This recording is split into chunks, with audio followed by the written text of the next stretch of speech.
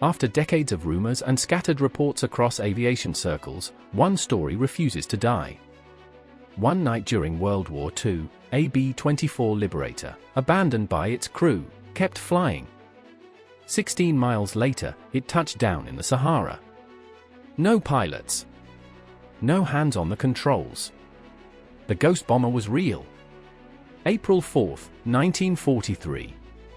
Lady Be Good, tail number 41-24301, B-24D Liberator, 514th Bomb Squadron. First combat mission. Green Crew. Target, Naples Harbor. 25 B-24s were assigned.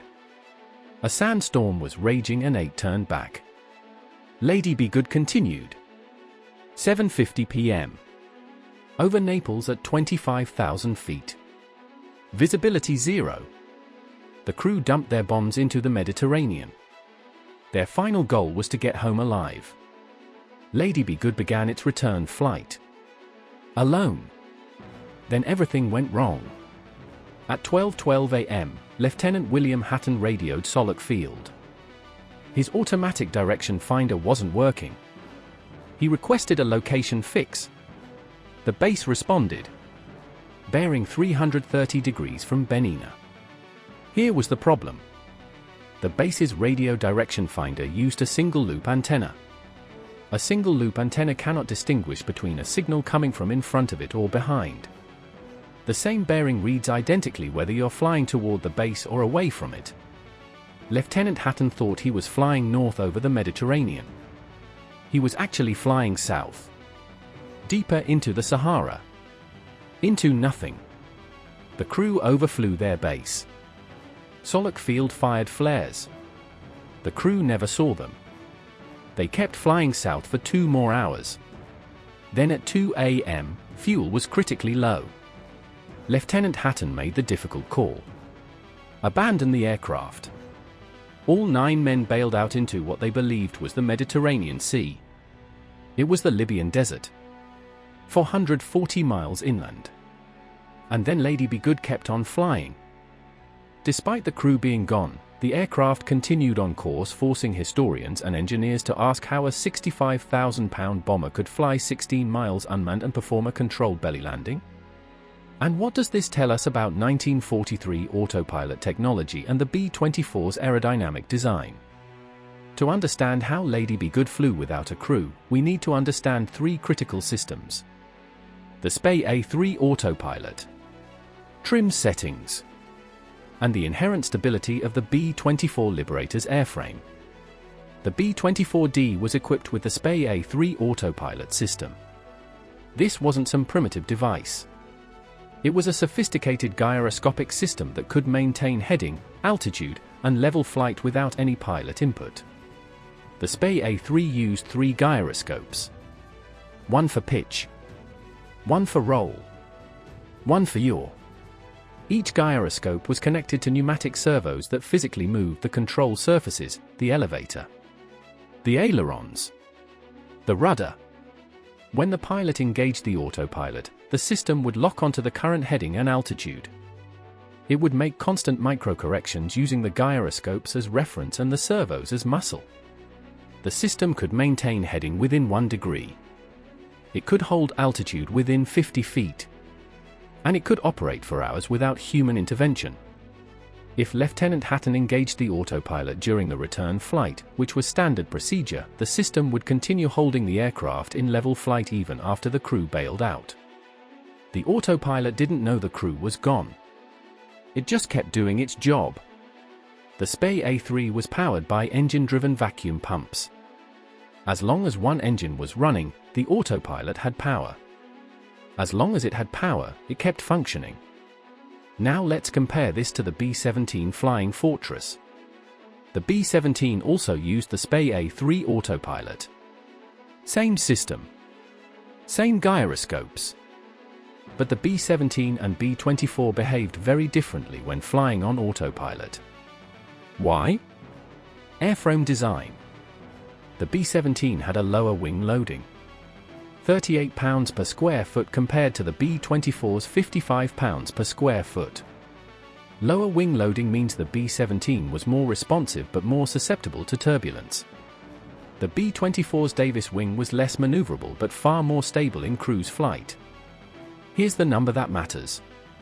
The B-17's autopilot could hold altitude within 100 feet in moderate turbulence. The B-24's autopilot could hold altitude within 50 feet under the same conditions. The B-24 was a better autopilot platform. Not because its autopilot was better. Because its airframe was more stable. Pilots complained the B-24 had heavy controls compared to the B-17. But for long-range cruise on autopilot, the B-24 was superior. This is why the B-24 was used for maritime patrol and anti-submarine warfare. Missions that require straight and level flight for hours. Lady Be Good's Ghost flight validates this design completely. The B-24's stability and the Speyer 3's reliability combined to create an aircraft that could fly itself. But the autopilot alone doesn't explain 16 miles of flight. We also need to talk about trim. When a crew sets up for cruise, they trim the elevator, rudder, and ailerons to maintain level flight with minimal control input. Properly set trim tabs mean the aircraft naturally wants to maintain its current flight attitude. Even without the autopilot, proper trim would allow the B-24 to fly straight and level for extended periods. If Lieutenant Hatton trimmed Lady Be Good for cruise at 10,000 feet and 180 miles per hour, the aircraft would naturally maintain that speed and altitude. The control surfaces would be balanced. Add the autopilot on top, and you have redundancy. Two independent systems working together. Third factor. The B-24's Davis wing. High aspect ratio. Thin airfoil. Exceptional lift-to-drag characteristics. This wing was designed for efficiency. The B-17's wing had a lift-to-drag ratio of 12:1. The B-24's Davis wing had a ratio of 16:1. What does that mean? The B-24 could glide farther with its engines out. For every 1,000 feet of altitude, the B-17 could glide 12,000 feet forward. The B-24 could glide 16,000 feet. Lady Be Good bailed its crew at 4,000 feet. With a 16:1 glide ratio, that's over 12 miles of theoretical range. It flew 16 miles because at least one engine was still running. But here's the question. If Lady Be Good could fly 16 miles unmanned, glide to a controlled landing, and survive impact, how many other aircraft during World War II might have flown themselves after crews abandoned them? Could there be other ghost flights lost to history, waiting to be discovered in deserts, jungles, or oceans? The Davis wing wasn't just efficient in cruise. It was efficient in descent. That efficiency kept Lady Be Good flying after its crew had gone. So let's reconstruct what happened. At 2 a.m., all 9 men jumped out. Lady Be Good was at 4,000 feet, flying south at 180 miles per hour. Autopilot engaged. Trim set. At least 2 engines were running. The aircraft continued south. Level. Stable. Nobody at the controls. The autopilot held heading and altitude. Over the next 15 to 20 minutes, the fuel tanks ran dry. Engines fail one by one. But they don't all fail simultaneously. Evidence showed that at least one engine was running at impact. As fuel was depleted, the weight of the B-24 decreased. Thrust decreased. The autopilot would try to maintain altitude, but physics would win. The aircraft entered a shallow descent. Maybe 100 feet per minute. Wings level. Heading constant. A gentle glide to the desert floor. The flat Sahara offered no obstacles. No trees. No hills. Just sand. Lady Be Good glided down, wheels up, and pancaked onto the desert at a shallow angle. The impact broke the fuselage into 2 pieces, but the aircraft remained largely intact. The plane had landed. Not because of luck. Because of engineering. Before we talk about what happened to the crew, make sure you hit that like button and subscribe.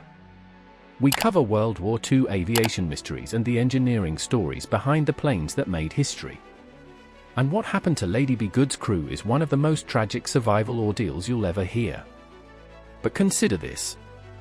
The aircraft was still flying, perfectly stable.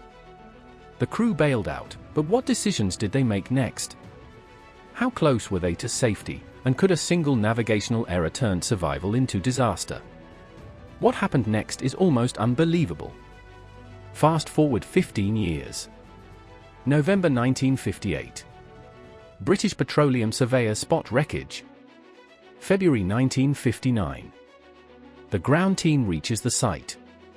The B-24 was broken into 2 pieces, but was immaculately preserved. The machine gun still functioned. The radio worked. Food and water were intact.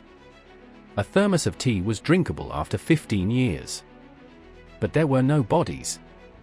No parachutes. Everything suggested the crew had abandoned the plane in flight. Yet the aircraft had executed a controlled belly landing. The evidence was undeniable. Lady Be Good had flown without a crew. Investigators traced the debris. The answer, 16 miles from where the crew bailed out. Meanwhile, the crew of Lady Be Good was walking north, believing they were heading toward the Mediterranean. They were walking deeper into the Sahara. 8 of the 9 men survived the jump. Second Lieutenant John Waravka died on impact due to a parachute failure. The remaining 8 found each other by firing revolvers.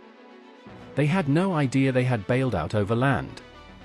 A diary recovered from co-pilot Robert Toner's body recorded their suffering. They walked 8 days with a single canteen of water. 8 days. 1 canteen. Walking through the Sahara. After 81 miles, 5 men stopped. 2 weak. Staff Sergeant Guy Shelley, Technical Sergeant Harold Ripslinger, and Staff Sergeant Vernon Moore pushed on.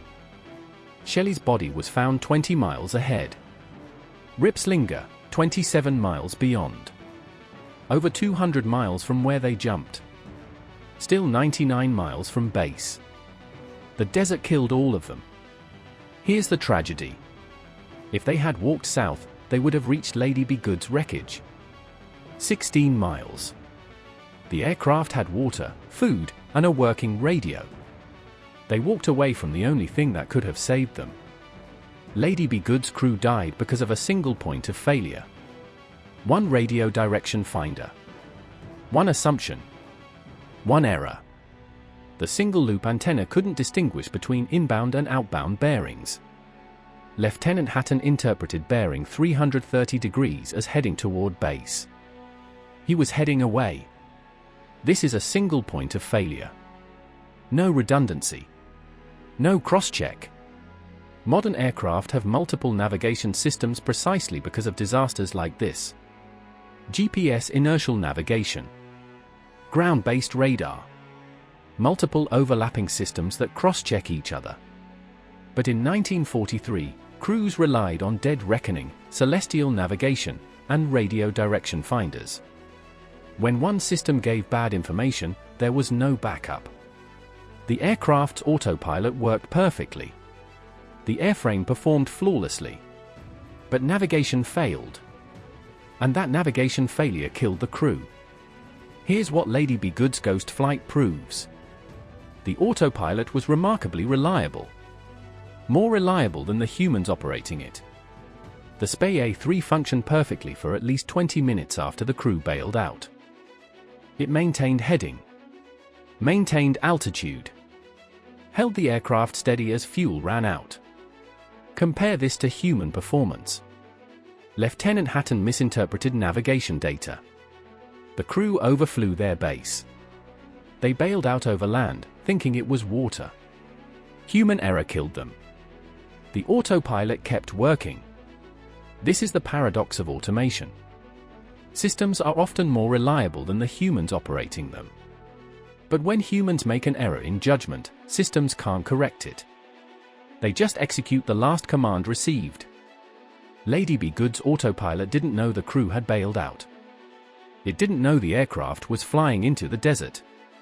It just kept flying south because that's what it was told to do. The lessons from Lady Be Good shaped modern aviation. First, redundancy. Never rely on a single navigation system. Second, crew resource management. Every crew member has a responsibility to speak up, question, and cross-check. Third, autopilot design philosophy. Modern autopilots have envelope protection. They monitor fuel state, system status, and performance parameters. The SPA-3 had none of that. It would fly until fuel ran out, regardless of whether that made sense. Today's autopilots are smarter, but they're built on the same fundamental technology that kept Lady Be Good flying in 1943. But here's the twist.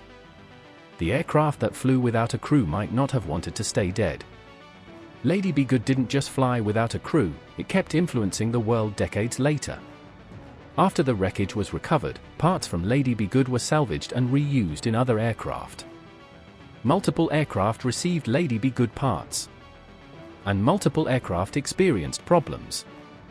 AC-54 transport with autosyn transmitters from Lady Be Good had to dump cargo due to propeller difficulties. AC-47 with a radio receiver from the bomber crashed into the Mediterranean. ADH-C3 Otter with an armrest from Lady Be Good crashed into the Gulf of Sidra. Only a few pieces of the Otter washed ashore. One was the armrest from Lady Be Good. The same armrest that flew unmanned 16 miles. The same armrest that survived 15 years in the desert. The same armrest that returned to the Mediterranean it never reached in 1943. Coincidence? Mechanical issues? The rational explanation is simple. The parts were 15 years old and had been exposed to extreme temperatures. Metal fatigue. Corrosion. Reusing them was probably a mistake. But the pattern is hard to ignore. Multiple aircraft. Multiple failures. All connected to Lady Be Good. And it begs the ultimate question. Was Lady Be Good just lucky, or was it a warning, a lesson in automation, redundancy, and the consequences of ignoring even the smallest point of failure? The reason Lady Be Good remained perfectly preserved is the Libyan desert itself. One of the driest places on Earth. No moisture. No corrosion. The aircraft sat there for 15 years exactly as it landed. A time capsule of April 1943. When recovery teams arrived, machine guns worked. The radio functioned. The tea was drinkable after 15 years. This preservation gave investigators an unprecedented opportunity to reconstruct what happened. The wreckage told the story. Lady Be Good's unmanned flight isn't just an aviation curiosity. It's a case study in engineering reliability, autopilot design, and aircraft stability under extreme conditions. The SPA-3 that kept Lady Be Good flying was the same system used in thousands of B-24s and B-17s. It was reliable, it was precise, and it worked even after the crew was gone. The fact that Lady Be Good flew 16 miles and executed a controlled landing demonstrates that autopilot systems in 1943 didn't need human oversight to function. They just needed power, proper trim, and an inherently stable airframe. This raises a critical question. How many other aircraft in World War II flew themselves after their crews bailed out? Lady Be Good isn't unique because it flew without a crew. It's unique because someone found it. But for all the engineering marvels, the human cost cannot be forgotten. 9 men climbed into that aircraft on April 4, 1943. None came home. Lieutenant William Hatton. Second Lieutenant Robert Toner. Second Lieutenant Deep Hayes. Second Lieutenant John Waravka. Technical Sergeant Robert Lamotte. Technical Sergeant Harold Ripslinger. Staff Sergeant Guy Shelley. Staff Sergeant Samuel Adams. Staff Sergeant Vernon Moore. All lost. They walked over 200 miles, believing they were heading toward rescue. They died within 99 miles of their base. They never knew how close they were. The aircraft they abandoned kept flying, landed itself, and waited in the desert for 15 years. The autopilot worked. The aircraft flew. But 9 men died because one navigation system gave them bad information, and they never questioned it. Today, parts of Lady Be Good rest in the National Museum of the United States Air Force. The remaining wreckage sits in storage at Jamal Abdel Nasser Air Force Base, Libya. Pieces of a ghost are scattered across museums. So here's the question. If modern autopilots are built on the same gyroscopic technology that flew Lady Be Good in 1943, are today's commercial aircraft vulnerable to the same single-point navigation failures? And if an 80-year-old autopilot could fly a bomber 16 miles without human intervention, at what point does automation cross from assistance to complete control? Share your thoughts in the comments. And if you found this deep dive valuable, hit that subscribe button.